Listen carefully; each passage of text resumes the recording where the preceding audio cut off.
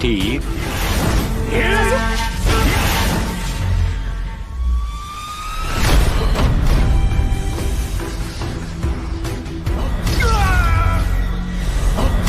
呀！哎呦，快上！金丹轻易的将筑基杀掉，只有金丹才会这么轻易的。他不是炼气，是金丹。不痛之死。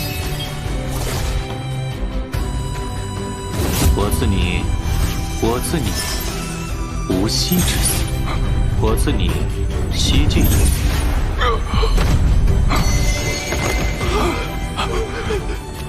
我只是练气气。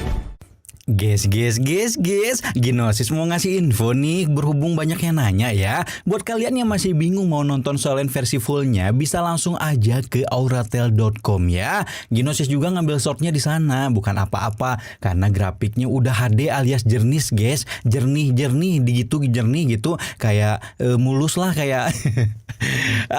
Tanpa perlu juga berlangganan gitu, cukup punya kuota aja. Nah, cukup ya infonya. Sekarang kita lanjut ke alur cerita. Guys, akhir pekan waktunya Donghua baru. Selain Tansan di cerita Solen yang jelas pasti ditunggu-tunggu, kita juga udah punya Lange Fahua di cerita The Land of Miracle yang ada cucunya Tangsan. Tapi gak boleh puas dulu karena pada hari yang sama juga kita ke bagian satu Donghua baru yang berjudul Lian Qisiwan Nian. Kalau diartiin ke bahasa Indonesianya artinya 100.000 tahun pemunian Qi. Bukan, ini bukan cerita seorang master legendaris yang udah berlatih selama 100.000 tahun sampai jadi seorang dewa ya. Tapi ini kisah seorang kultivator yang selama 100.000 tahun nggak naik tingkat. Udah di situ doang padahal temen-temennya udah terbang entah kemana. Hah? Bang, kok bisa gitu? Terus asyiknya di mana? Nah, kalian nonton dulu deh karena di bagian pertama ini pasti langsung ngerti kenapa cerita ini sampai layak dijadiin tontonan wajib buat seterusnya. Gak usah lama-lama lagi lah karena penonton Cakra Dipa mau udah langsung pengen terobos aja lah kuy.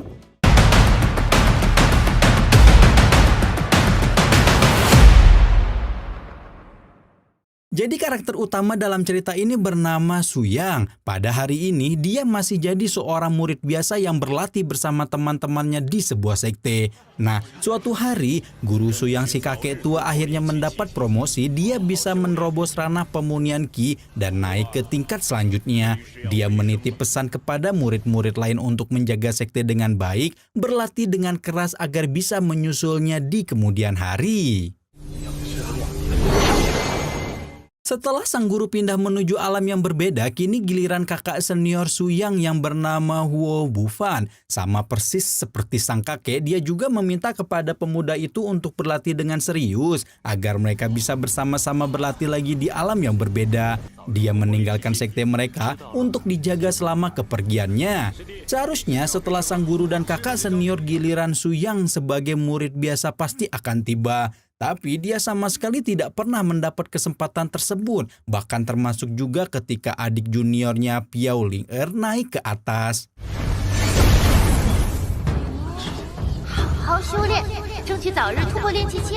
Kejadian ini terus saja berulang tanpa henti hingga membuat Suyang muak sendiri. Dia berusaha untuk menahan malu meskipun sudah ditinggal oleh adik juniornya. Setelah itu bahkan seorang peri kecil juga pergi meninggalkannya naik tingkat menuju alam atas untuk berlatih menjadi lebih kuat lagi. Keadaan ini mungkin saja akan berubah menjadi trauma untuk Suyang. Seorang tukang sapu yang selalu melayani kediamannya juga tak berani menyinggung soal tersebut. Takut membuat Suyang marah dan mengusirnya. Tapi pada suatu hari tiba-tiba benar-benar sudah 50.000 tahun waktu berjalan meninggalkan Suyang. Dia kali ini tidak hanya dikalahkan oleh adik juniornya tapi juga seorang tukang sapu. Tepat pada hari itu semua orang yang tinggal di sekte sudah pindah menuju alam atas. Suyang hanya bisa meratapi nasibnya sendirian bersama dengan sang peliharaan tercinta. Tapi takdir ternyata memang jahat sekali kepadanya. Bahkan sang peliharaannya juga mendapat berkah untuk menerobos ranah pemunian Qi dan naik ke tingkat selanjutnya. Su yang marah-marah mengamuk-ngambek sendirian. Mumpung tidak ada lagi yang bisa melihat rasa malunya, Su yang memutuskan untuk melakukan apa yang dia mau. Setelah 90.000 tahun berlatih keras tanpa ada perubahan, pria itu memutuskan untuk bermeditasi sendirian, mengurung diri di sebuah gunung tanpa ada yang boleh mengganggu. Pokoknya dia sudah kehabisan rasa sabar hingga nekat mengunci diri dengan sebuah segel ajaib.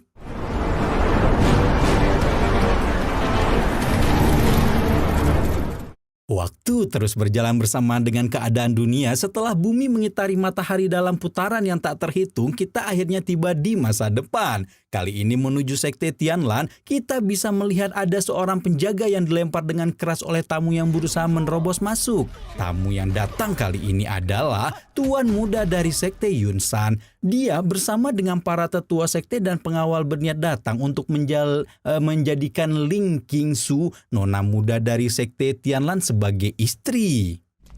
以后我成了云山宗宗主，你就是宗主。只要你嫁给本少宗主，将天蓝宗迁出此地。 Sang tuan muda ini begitu percaya diri menerobos kediaman orang lain tanpa rasa takut. Pemuda yang bernama Liu Yunqing ini bahkan tidak peduli kalau harus menggunakan kekerasan demi memaksa kehendaknya. Qingsu sedari kecil sudah diajarkan sebagai anggota sekte Tianlan kalau dirinya tidak akan pernah mau tunduk kepada orang lain apapun alasannya. Kalau memang harus tiada, Qingsu akan memilih untuk berakhir dalam medan perang. Momennya udah bagus karena keren gini. Tapi si tuan muda malah sagedne pas lihat bobanya Qingsu. Kurang ajar banget emang.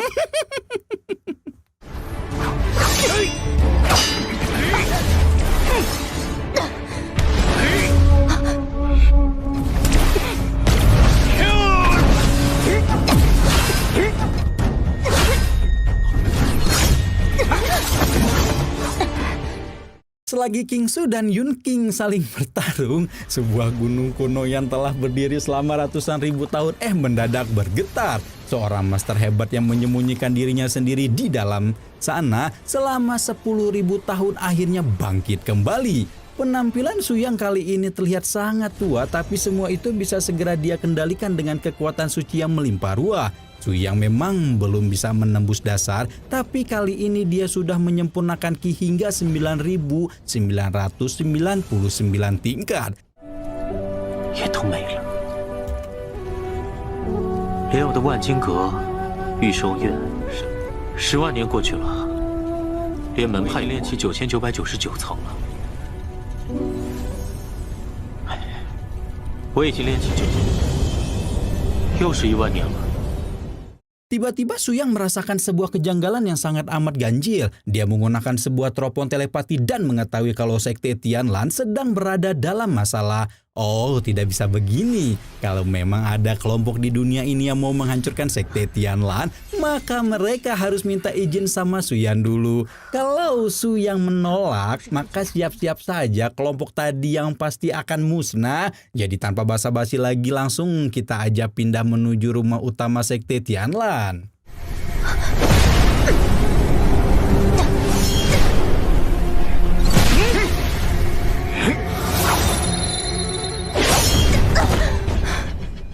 Para tetua yang ada di sana sudah melewati ranah pembentukan pondasi, sementara sang tuan muda yang paling lemah saja sudah hampir bergerak menuju kekuatan yang sama. Nah, untuk kultivasinya di Donghua ini ya, nanti Cakradiva bakal bahas pelan-pelan ya guys ya. Kalian ngikutin aja dulu ya. Yunqing semakin sombong dan percaya diri untuk menjadikan Qingsu sebagai wanitanya. Tinggal layani seumur hidup dan patuh kepada perintahnya. Dan sesuai dugaan, tentu saja tawaran tersebut akan ditolak mentah-mentah. Qingsu bahkan lebih sudi untuk mengakhiri riwayatnya daripada harus hidup bersama orang yang kurang asem. Kemudian saat melihat si boba hijau mau bunuh diri, tiba-tiba sang jelangkung datang tak diundang pulang, tak diantar datang mengejutkan semua orang.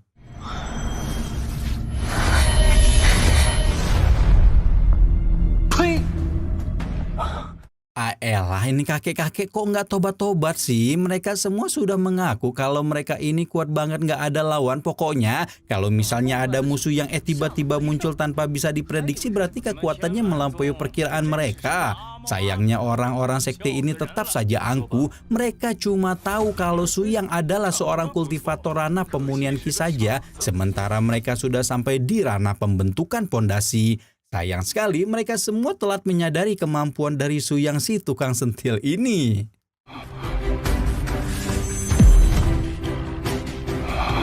Di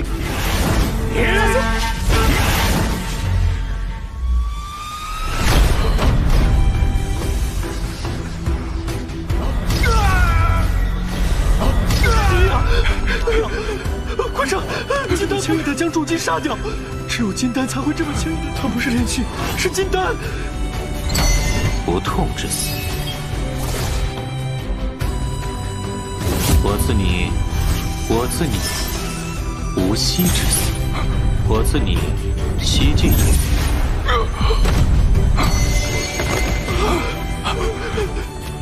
我只是练气气。 Ketika kabur kocar-kacir, sang tuan muda yang kelewat sombong itu tidak bisa memperlihatkan langkah kakinya sendiri.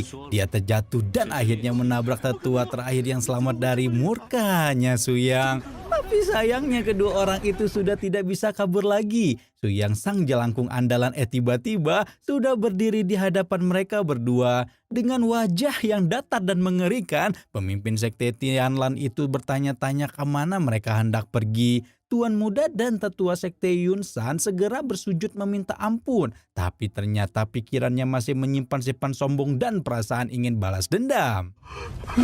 我错了，再也不敢了，放过我吧！两位，想去哪儿啊？ Kemarahan Su Yang semakin membuatnya takut. Walaupun begitu, sifat angkuh tuan muda itu masih saja tidak bisa diobati. Bukannya minta maaf, Yun King malah menantang Su Yang untuk bertarung melawan ayahnya yang juga berada di ranah pil emas. Dia mengira kalau Su Yang bakalan takut, tapi tidak ada kata mundur bagi sang master berusia ratusan ribu tahun ini. Su Yang benar-benar sudah memutuskan akan pergi ke sekte Yunsan dan menghancurkannya, tapi yang harus dilakukannya sekarang adalah...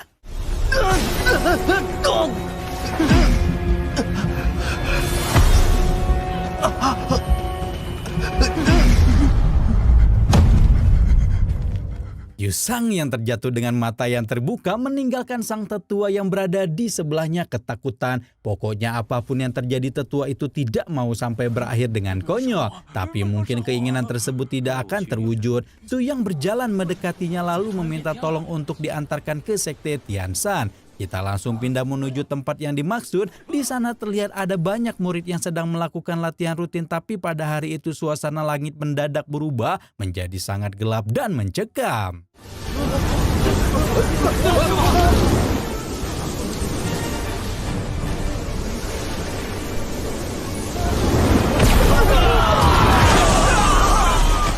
Sang ketua sekte langsung keluar dari sarangnya saat itu juga. Ibarat bunga kesayangan yang habis dimakan kambing tetangga. Ketua sekte marah-marah ingin menghukum orang yang sudah menghancurkan rumahnya. Tak lama kemudian Su Yang datang menanyakan kepada mereka semua keberadaan Liu Zhen. Sang ketua sekte yang namanya baru saja dipanggil itu langsung menyaut. Dia tidak takut dengan kekuatan besar yang baru saja memporak-porandakan sektenya. Apalagi setelah itu Su Yang mengaku kalau dia sudah selesai menghabisi anaknya Yun King.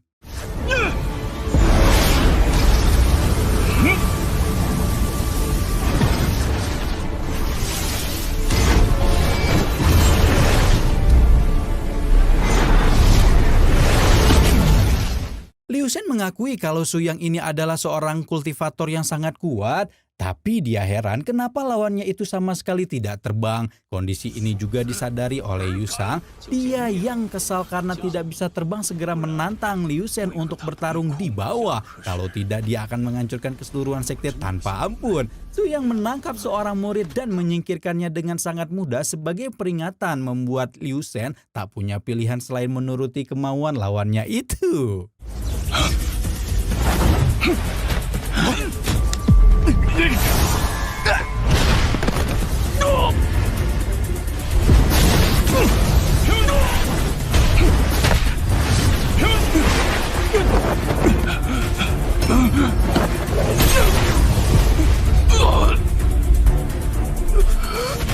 Kepala Liu Shen baru saja dibat pusing 7 keliling. Pasalnya tangan pria paruh baya itu baru saja dibuat patah karena sapuan Su Yang. Meskipun sudah ditanya berkali-kali, tapi Su Yang tetap menjelaskan kalau dirinya hanya seorang praktisi ranah pemunian Qi. Liu Shen yang kesal akhirnya memasrahkan diri untuk menggunakan kartu terakhir yang dia punya, yaitu memanggil leluhur pelindung sekte Yunsan yang selama ini tertidur. Dia adalah seorang kakek yang kultivasinya berada di level Liu Shen, yaitu ranah tubuh primordial.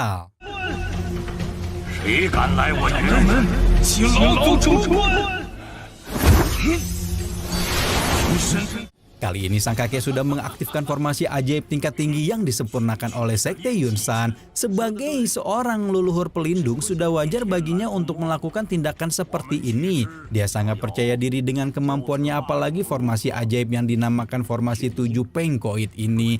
Pokoknya kalau praktisi tubuh primordial ikut campur sudah bakalan mampus juga. Sang kakek kaget bukan main. Dia tidak bisa melihat jalur sapuan pedang yang dilakukan oleh Su Yang. Dia juga tidak pernah mengira kalau di dunia ini ada sebuah senjata super tajam yang bisa menyingkirkan praktisi pil emas dengan sangat mudah.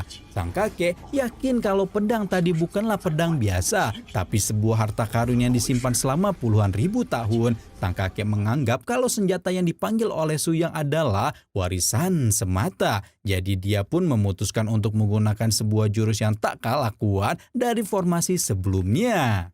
在上元婴。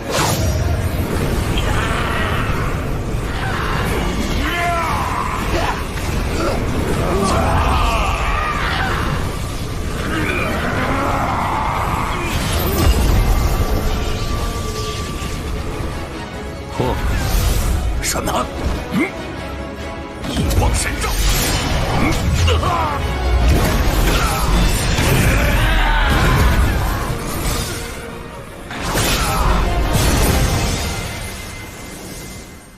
！Su Yang berhasil menebas sang kakek bersama dengan jurus hebatnya sekaligus. Seluruh sekte Yunsan yang ingin dia lindungi hancur karena seorang praktisi permunian Qi. Sambil takut-takut dia memutuskan untuk memanggil pelindung pribadinya yang tak kalah kuat juga. Sosok tersebut adalah roh tingkat tinggi kualitas menengah berwujud naga yang sangat besar. Intinya keren dan mengerikan banget lah pokoknya. Tapi kesan pertama dari Su Yang yang malah bikin kita geleng-geleng kepala. Bagi Su Yang, roh tingkat tinggi itu bukanlah seekor naga yang ganas, tapi cuman ular kecil aja.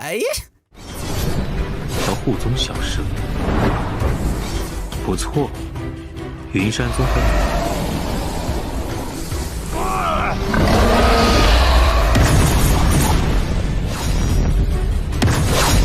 Di akhir napas yang mengaliri tubuhnya, sang kakek bertanya soal ranah asli dari Su Yang. Tapi ya gimana cara jawabnya, sebab Su Yang memang hanya seorang praktisi pemunian Qi. Tak lama kemudian rombongan King Su dan pengawal yang dia bawa dari sekte Tianlan turut ikut datang. Dia membawa orang sebanyak mungkin untuk melindungi Qing Su, tapi usahanya itu terlambat. Bukan karena Qing Su terluka parah, tapi sekte Yunsan yang sudah habis duluan. 徐阳，原来您是…… 我，徐阳。 Edan ya, pasti udah ngerti maksud dari intro yang di awal tadi. Si Su Yang memang cuma seorang kultivator di ranah pemunian Qi. Soal kenapa dia kuat banget padahal levelnya rendah itu masih belum bisa dipahamin. Ya bentar lagi bakal Cakra Diva jelasin kok ya. Tapi alurnya awalnya kayak gini dulu. Soalnya kalau langsung diterobosin spoiler nanti kurang seru guys. Kita juga nggak perlu capek-capek inget nama Yun King dan Liu Shen tadi karena mereka langsung dibikin goodbye sama Su Yang yang hebat banget itu. Bahkan mungkin kedepannya demi membuat sekte Tianlan menjadi sekte terhebat akan ada banyak nyawa yang melayang di balik pedang tajam sang ketua sekte.